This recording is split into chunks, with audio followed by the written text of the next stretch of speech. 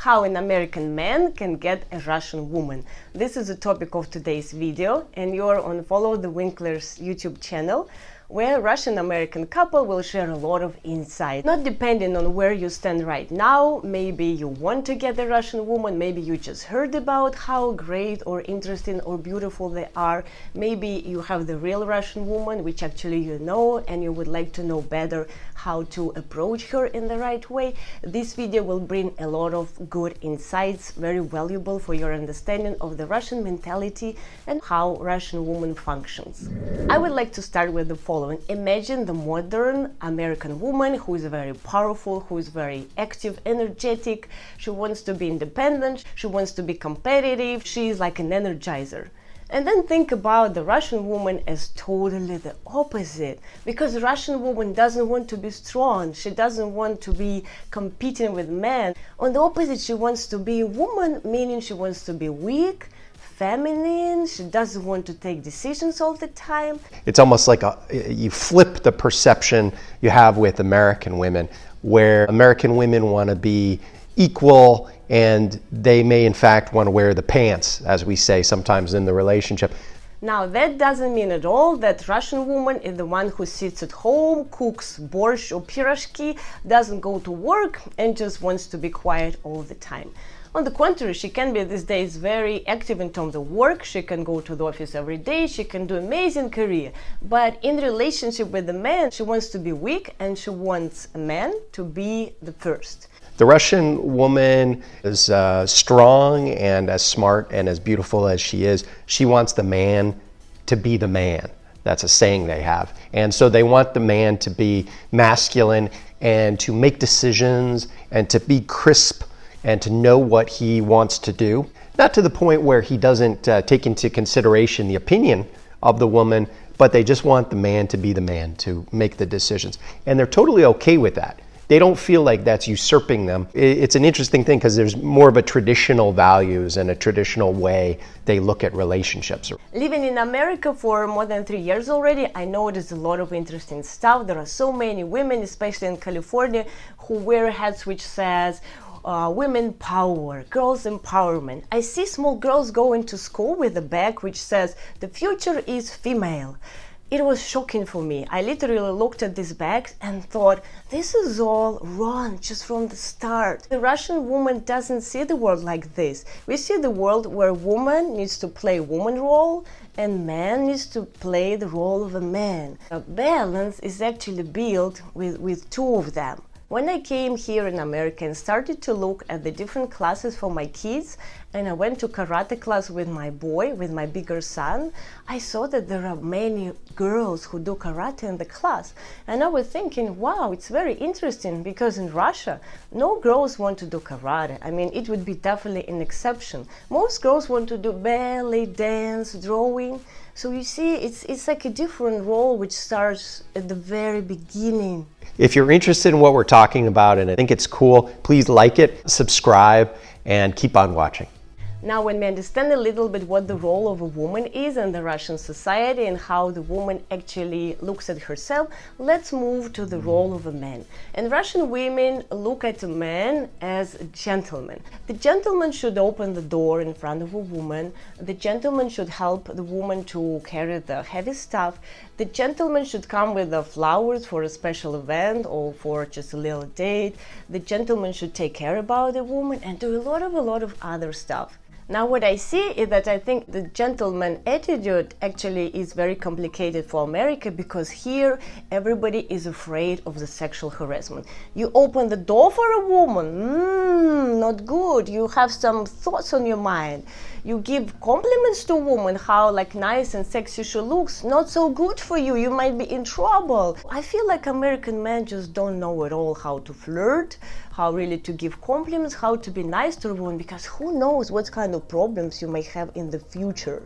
And interestingly, you know, we don't have a lot of sexual harassment in Russia. I just don't know it. You don't read about it, and women don't go to court, because we have all kinds of this small relationship. You can have a flirt, you can have a date, you can have a sex, you can have a long-term relationship, you can marry. In a way, seriously, because I came to America being already married to my husband, with whom I actually met in Moscow, and then when we lived in some other cities, I thought like, so good that I have a husband already, because it would be very hard for me to exist in this kind of new environment where I would have to be probably very active. I would have actually to give hints for a man to invite me somewhere.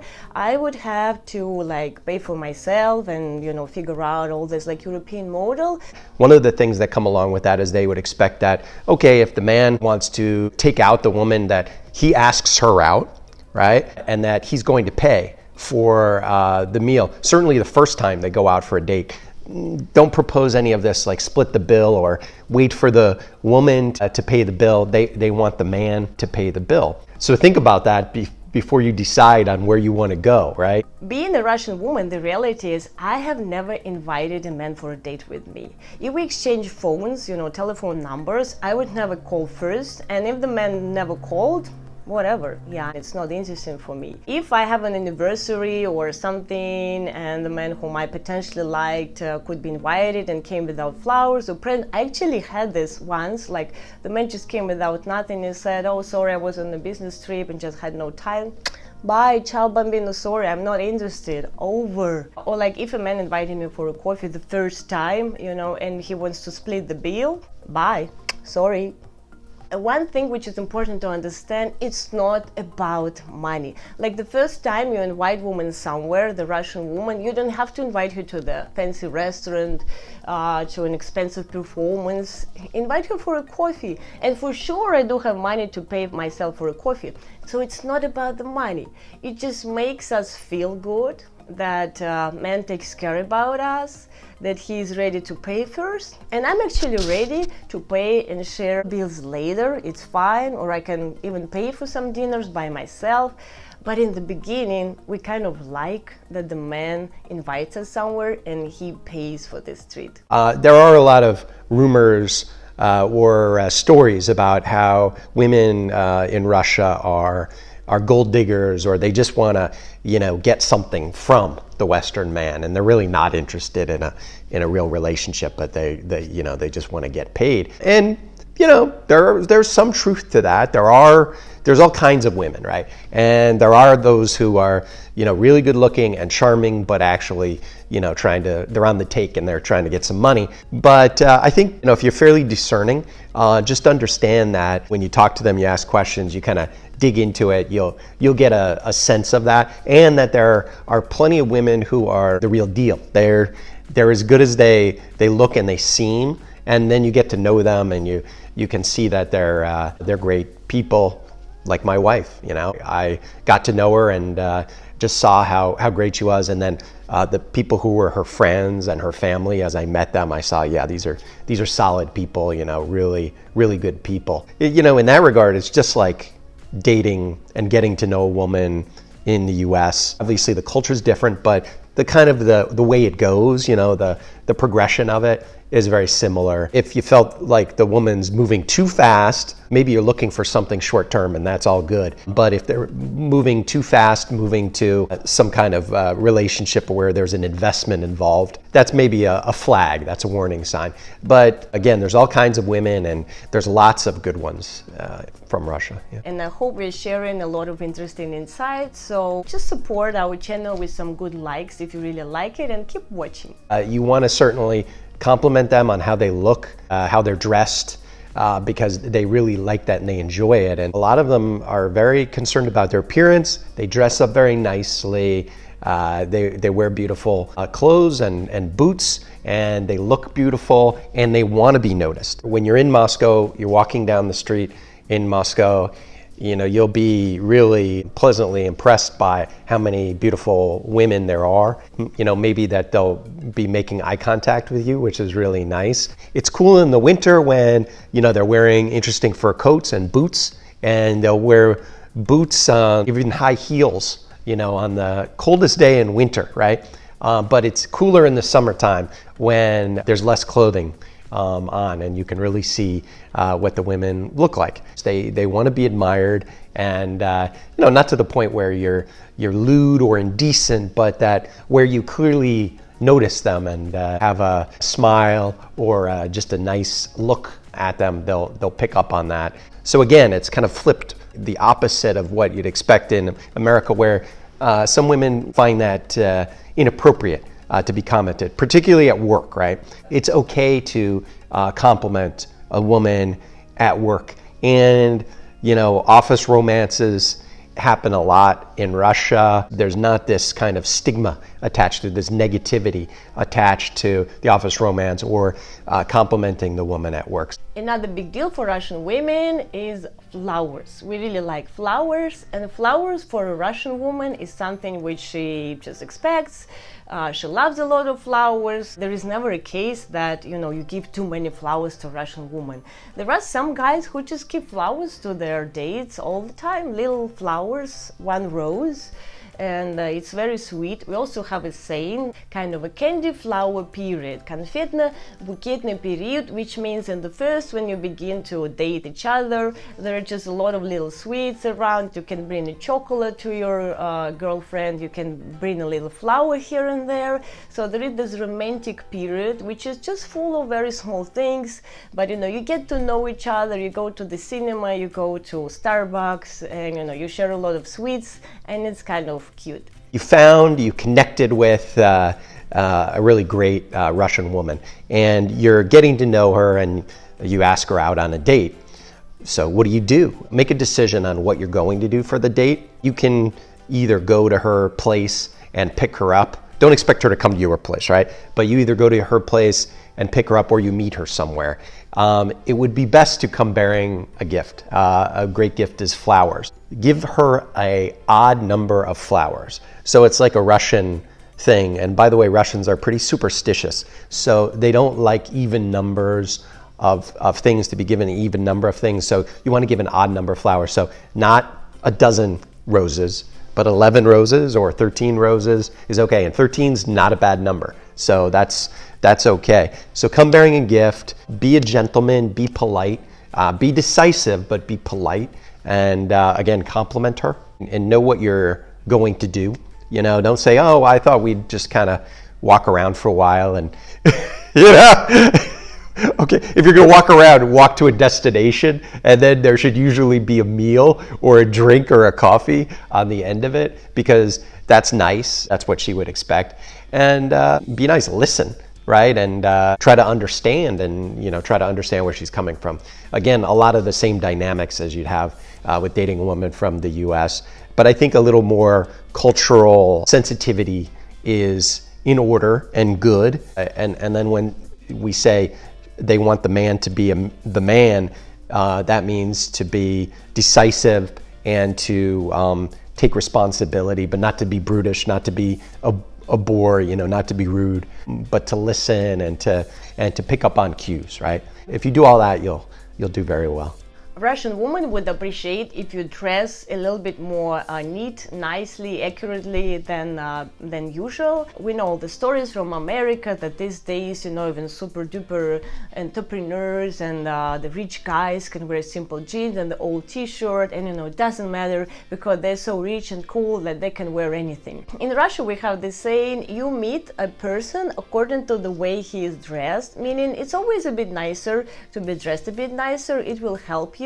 I would just advise to dress, neatly, nicely. It doesn't have to be expensive clothes. You can go to Zara and get a very nice shirt and, new jeans and just look decent and clean.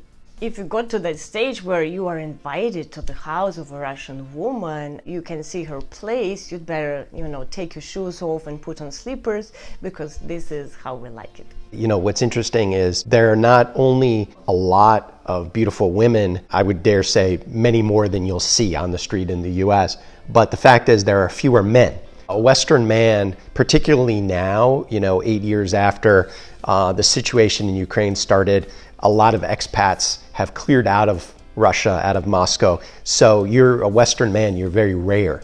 So you'll be noticed, right? And so you'll be in a situation where, if you're a Western man, decent looking, dressed nicely, you'll be noticed. One thing which I noticed about American men is they're actually very good at helping with some household, with some kind of everyday routine. When I got to know my husband, I understood, he does laundry by himself, he can cook some simple stuff. So he does a lot of stuff which actually usually the Russian woman will do by herself, because it's considered kind of still traditionally that Russian woman needs to do most of the stuff at home. So she will do the laundry, she will probably most often do the dishes and other stuff. So me as a Russian woman, I actually appreciated a lot this help from my husband, and I think this is some kind of interesting bonus and the advantages which American men can actually offer to a Russian woman, and she will appreciate it. For instance, I don't like to car wash. I don't know, I just don't like. I mean, it feels to me like it's a man thing to do. There are mostly men hanging out there. I just don't want to deal with this. So my car gets dirty gradually. My husband does it for me. So at some point he's like, all right, I'll go because I see you just not going. And I really appreciate it because I don't want to go there. And it really helps. And I'm really grateful that he does it for me because I feel like he takes care about me. So let's imagine you're somewhere there already where you probably somehow met a Russian woman, maybe outside or inside Russia. You're interested. You even know how to approach her. You got to know her somehow, went on a few dates, did everything right, so she's interested. And then there are some things kind of which probably I will advise you not to discuss. One of the things is politics. Tensions between Russia and America have been worse and worse in the last few years, and especially recently. We as a Russian-American couple who have been dealing with this tension already actually since 2014 and even a little bit before can say it takes years. It takes years to learn how to discuss actually politics in between each other, because sometimes our opinions can be completely the opposite, but we still need to learn how to respect our opinions, how to justify our opinions, and how to just accept it no matter what and keep going further and living together and not allowing politics to go above us. But it takes time, it takes skill, it takes a lot of patience, it takes a lot of respect. So before you don't know the person that deeply as to understand her political interest, opinions, don't even go there. It's easy to make mistakes. For instance, you could assume, oh, she's a modern Russian, pretty smart, lives abroad with American husband. For sure she doesn't like the current Russia right now. She doesn't like the current regime. Guess what? I love my country. I respect our president. I think he is one of the smartest men, not without any disadvantages, but overall I don't have that negative attitude about which you might have thought. So just don't go there deep. It's all well and good for somebody like me who's been to Moscow and Russia many times and has a Russian wife. I got a Russian woman, a great one. But what about you? If you're sitting somewhere outside of Russia, what should you do? I wouldn't suggest the mail order, online dating with somebody who's in Russia. I would suggest going. It's not always that easy, but you certainly can get a visa and you can go. And it's not that difficult to get in, even in the days of COVID, because recently they've normalized it. So it's like getting into another European country, right? You just need to get a visa. But go and experience it.